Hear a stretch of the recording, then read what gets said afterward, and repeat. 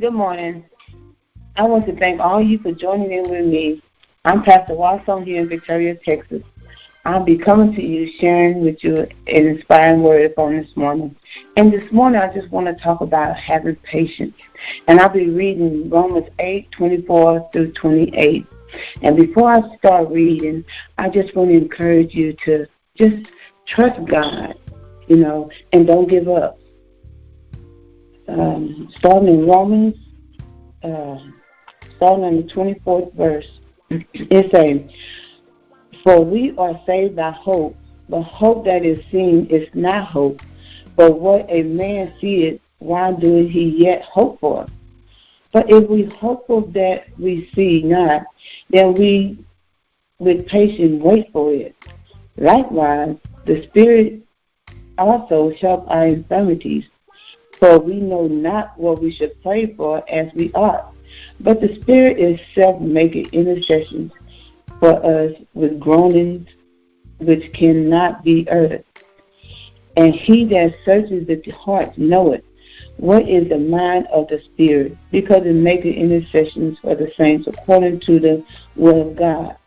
Verse 28 says, "And we know that all things work together for good to them that love God, to them who are called according to his purpose." Patience.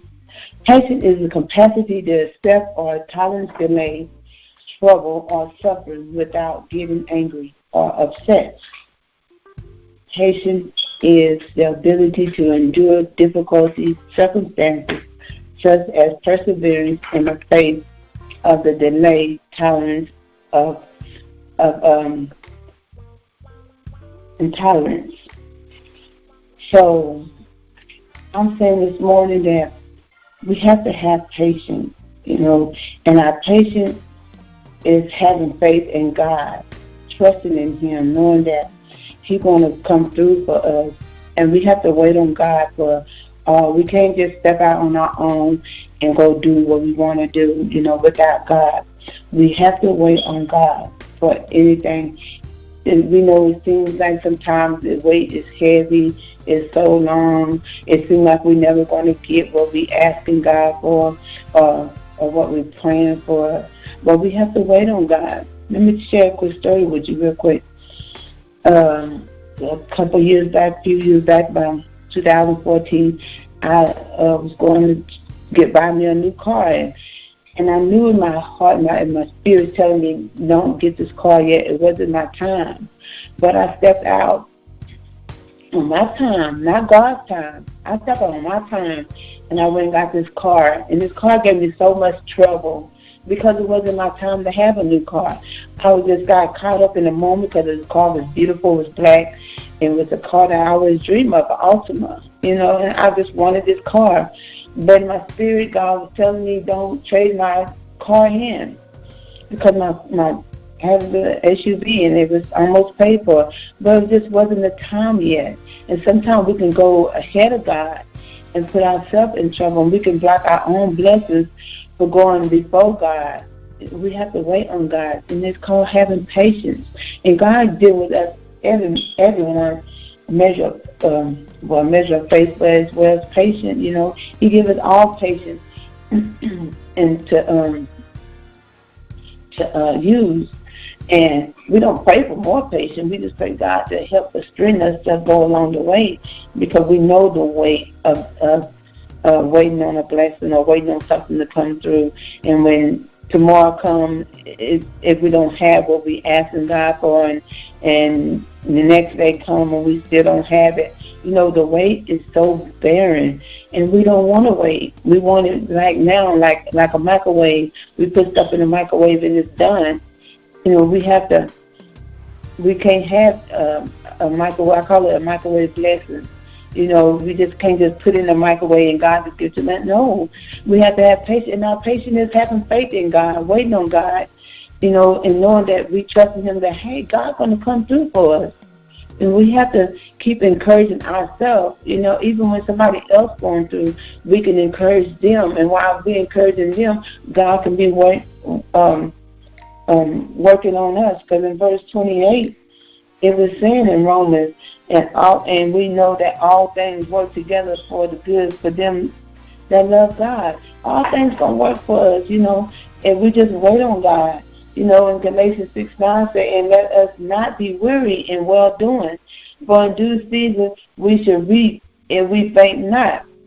And so what I was telling you, going back to the story about the car, when I jumped my time, I wrecked the car and everything, and I didn't have insurance on it. Well, I'm not going to get into all my faults, but I was just wanting to make an example that I had to go almost 2 years without a car, and then as I was praying and fasting and asking God for another car and speaking it out and looking out at the driveway and speaking newness, Lord, bless me with a car.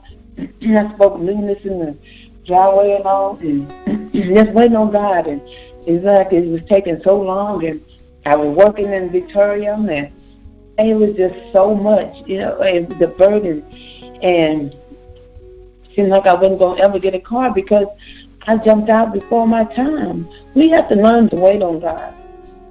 We have to learn when the Spirit, but I know we all humans, but we have to learn when the Spirit tells us something to be obedient to the Word and be obedient to what God is trying to tell us.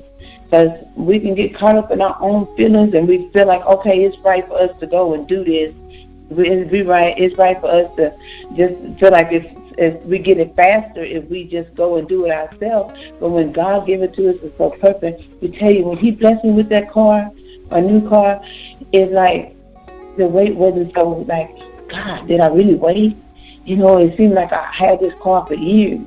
But when He give it to us, He like lift up this heavy burden off of us, and we just be so thankful and glorifying Him that He came through for us. So, in God's timing is God's timing. We just can't jump ahead and do what we want to do. We have to wait on God. And so it's like the oven. When we use an oven, when we bake, like I'm using cake as an example, when we bake a cake, and it says preheat the oven to 350. So we turn the oven on, and we put the oven into 350. And then when the oven is ready, it goes ding, a little bell go off. And then we put our cake in the oven, and then we let our cake cook about 35 to 45 minutes. And then the cake rises up in the oven, and then it's smelling all good. And then when it's time, if you set a timer, the bell go off, and then we'll take the cake out the oven. It'll be so pretty. And that's how it is when we wait on God. Our blessing be so beautiful because we wait on Him to give it to us. And we all read the story of Job, how Job had it all and how Job lost it all. And Job said, though He slay me, I will trust in Him. And see, that displays the faith of Job. We have to have faith in God. We have to have faith in God knowing that He's going to come through us. It's a hope in Job. We have to have hope. So without hope, we won't have faith. And it's the love of God. The love of Job. And Job had love for God. He respected God. He will not, even though his wife wanted him to curse God. No, he didn't. And we have to have the love of God, the passion of God, to know that, Lord, I'm going to be obedient as I wait. I'm going to praise You. I'm going to lift my hands up to You. I'm going to glorify You, Lord. I'll give You all the glory and the praises, because we can't have a pity party when we wait on God. That what makes the wait so burdened down, because we put every emphasis on ourselves instead of putting our mind on Christ and letting God work it out for us. Because like I said in Romans, He always working it out for our good. And like I say in Galatians, if we just if we endure, if we endure, if we don't faint in due season, we will reap our harvest. If we just wait on God, we will reap our harvest. And when we wait on God, He said, those who wait on Him, He will renew our strength.